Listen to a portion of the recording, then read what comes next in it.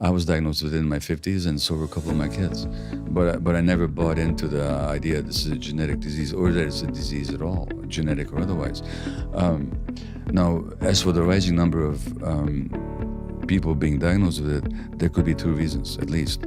One is we're better at diagnosis, so before we wouldn't have noticed it, but now we are. Or genuinely, there's more people who are having trouble in certain ways, such as with attention and impulse control and so on.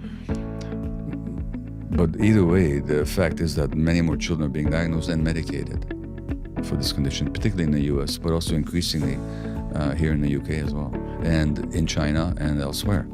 Now, as I said earlier, the fact is, here's the actual reality. Nobody's ever found a gene for ADHD. Nobody's ever found a gene that says, if you have this gene, you're gonna have ADHD. No such gene has ever been found. No group of genes has ever been found that says, if you're gonna have this gene, you're gonna have this condition. Nor ever will be. And no such gene or group of genes have ever been found that if you don't have these genes, you will not have the condition. Now, there are some diseases that are genetic. One runs in my family, muscular dystrophy. If you have the gene, you're gonna have the disease. My mother had it, my aunt had it. That's a genetic condition. And if you have it, the gene, you'll have the disease. Very rare, those kind of diseases.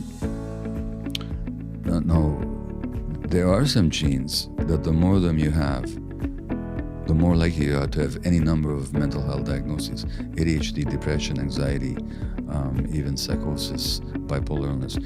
But there's no group of genes or set of genes or gene that themselves determine any one condition. As a matter of fact, you can have those same genes and not have any condition whatsoever. So something is being passed on, but it's not any kind of condition that's being passed on. What's being passed on is sensitivity. And the more sensitive you are, the more you're gonna feel whatever's going on in the environment. So you take the same sensitive kid with these genes that confer greater sensitivity out of them, and sensitive means to feel, from the Latin word to feel, sincere.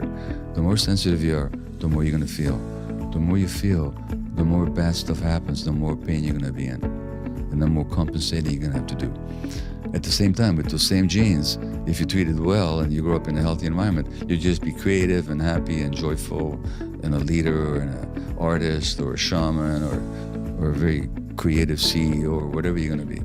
So the genes don't determine, they make you more sensitive to their environment. Now, if you go back to what I said about the tuning out, it's simply a defense.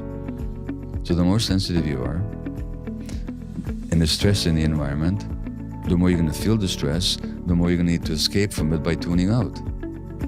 So you didn't inherit ADHD, you inherited a sensitivity that makes it more likely under stressful circumstances that you will revert to tuning out when your brain is developing, which, by the way, is an organ that develops physiologically under the impact of the emotional environment. So if there's a lot of stress in a child's life, and what I'm saying is in this society, is that more and more parents are stressed, not because they don't love their kids, not because they're not doing their very utmost to provide for them, but because they're more stressed for all kinds of social, political, economic reasons. I mean, if you look at inflation in Britain, which is a high risk right now, more people are going to be stressed financially. Financial stress on the parents translates into physiological stress in the children. Those children may want to tune out because it's too much to be in the present. Some of them will be diagnosed with ADHD.